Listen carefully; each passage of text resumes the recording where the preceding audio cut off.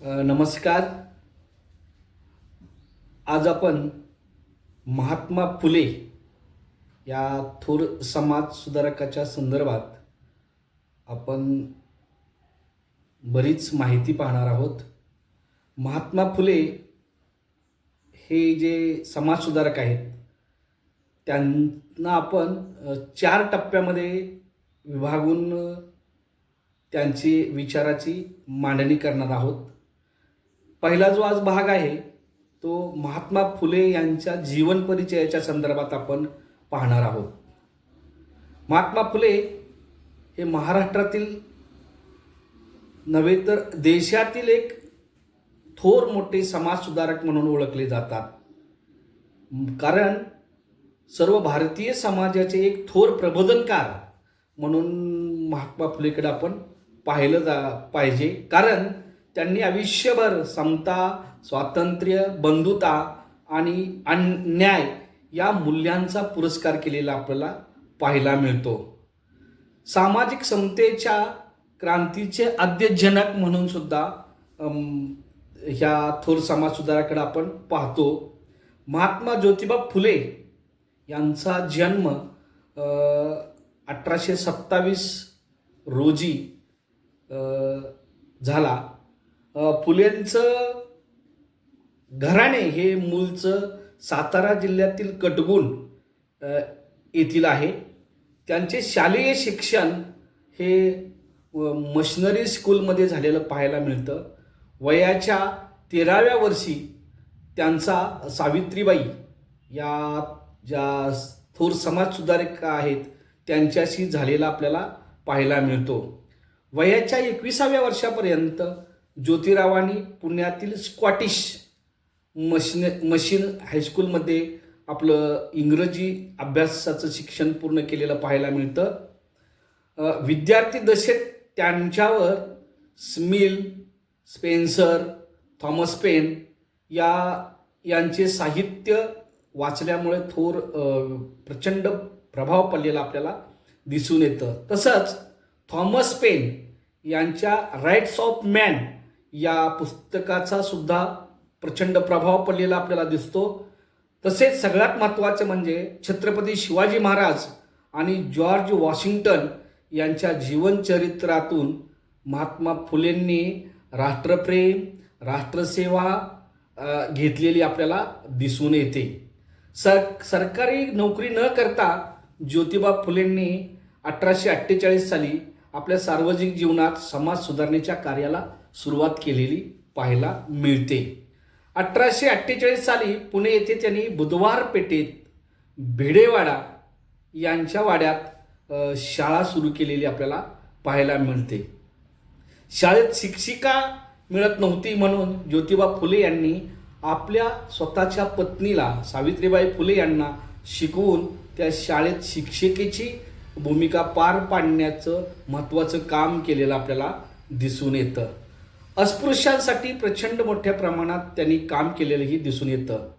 पददलित, कष्टकरी, शेतकरी यांच्यावर होणारा अन्याय, त्यांच्यावर होणारे आर्थिक सामाजिक शोषण थांबवण्यासाठी महात्मा फुले यांनी 1873 साली सत्यशोधक समाजाची स्थापना केली.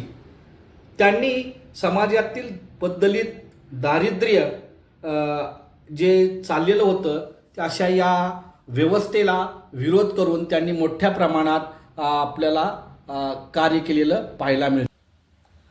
महात्मा फुले यांनी सत्यशोधक चळवळीद्वारे समाज जागृतीचे महान कार्य आपल्याला केलेलं पाहायला मिळतं.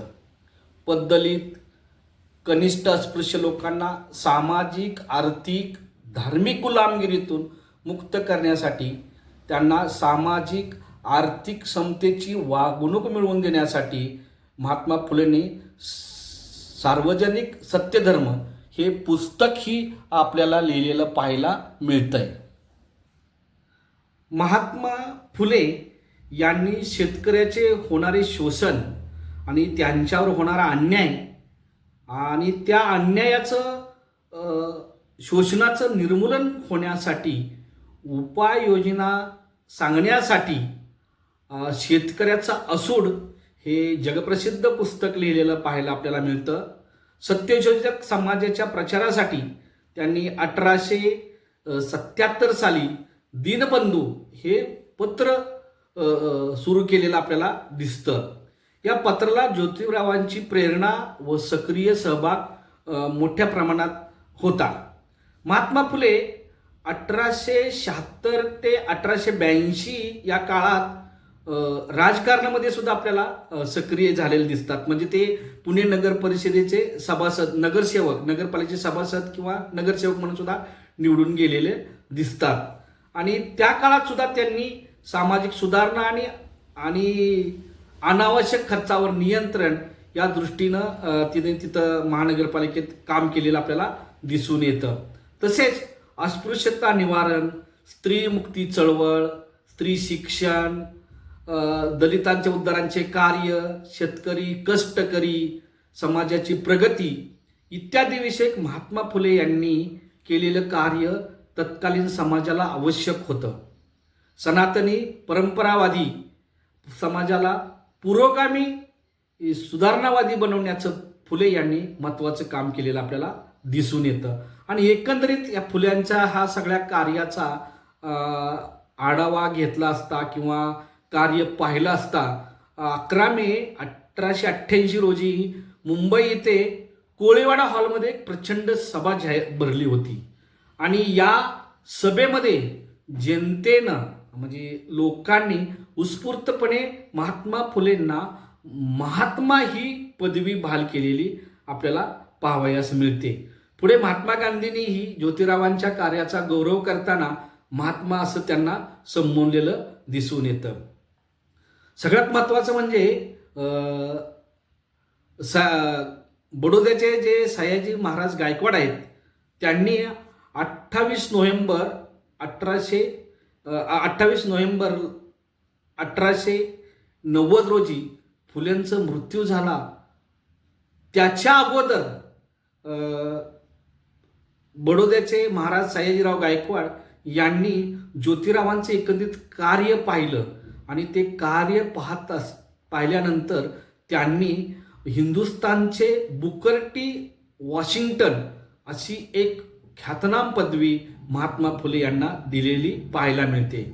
महात्मा फुलेंनी हे सगळं कार्य करत असताना समाज सुधारणेचं तिथंच थांबलेले दिसत नाहीत आपल्याला. कारण त्यांचे ग्रंथसंपदा सुद्धा प्रचंड मोठ्या प्रमाणात आपल्याला पाहायला मिळते. त्यामध्ये तृतीय रत्न हे नाटक आपल्याला पाहायला मिळतं. छत्रपती शिवाजी महाराजांचा पोवाडा आणि या पोवाड्याच्या माध्यमातून छत्रपती शिवाजी महाराजांचं काराकीर्द, त्यांचा इतिहास, त्यांची महती महात्मा फुलेंनी लिहिलेली आपल्याला पाहायला मिळते. ब्राह्मणांचे कसब नावाचं पुस्तक सुद्धा त्यांनी लिहिलंय. गुलामगिरी हे जगप्रसिद्ध पुस्तक, म्हणजे गुलामगिरी हा ग्रंथच नुसता लिहिलेला नाही तर हा गुलामगिरी ग्रंथ अमेरिकेतल्या गुलामांना त्यांनी अर्पण केलेला आहे. ही एवढे मोठं हे पुस्तकाचं प्रचार आणि प्रसार झालेला पाहायला मिळतो. शेतकऱ्याचा असूड म्हणजे आपण आज या भागानंतर पुढच्या भागात जे फोकस करणार आहोत शेतकऱ्यांचा असूड, ते ही पुस्तक महात्मा फुलेंनी आपल्याला लिहिलेलं पाहायला मिळतं. सार्वजनिक सत्यधर्म, सत्सर 1 व 2, अस्पृश्यांची कैफियत, इशारा, अखंडाती काव्यरचना अशी अनेक पुस्तकं महात्मा फुलेंनी आपल्याला लिहिलेली पाहावयास मिळतात. अशा पद्धतीनं आपण महात्मा फुलेंचा जीवन परिचय, त्यांची जडणघडण थोडक्यात या भागामध्ये पाहण्याचा प्रयत्न केला. तुम्हाला महात्मा फुलेंच्या संदर्भातील चारही भाग समजून घ्यायचे असतील तर तुम्ही पुढील भागही पाहण्यास विसरू नका असं मला वाटतंय. मी हा पहिल्या भागामध्ये थांबतो. धन्यवाद.